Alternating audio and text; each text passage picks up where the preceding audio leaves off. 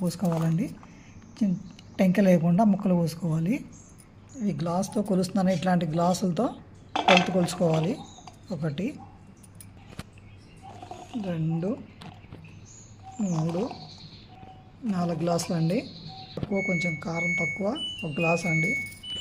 సగం గ్లాస్ ఉప్పు, 1/4 గ్లాస్ మెంతి పిండి అండి, 1 స్పూన్ పసుపు. ఇవన్నీ బాగా కలపాలండి, మిక్స్ చేయాలి. ఇలా పొడిగా ఉన్న రోట్లోకి కొన్ని ముక్కలు వేసుకొని కచ్చాపచ్చాగా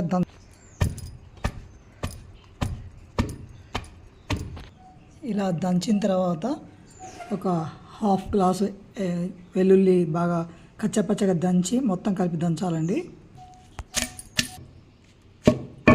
ఇలా అంతా తొక్కేసి దీనికి పోపు పెట్టుకోవచ్చండి. లేదా మనకు కావాల్సినది తీసుకొని పోపు పెట్టుకొని ఎప్పటికప్పుడు తినొచ్చండి. ఇంతేనండి, మామిడికాయ తొక్కు పచ్చడి రెడీ.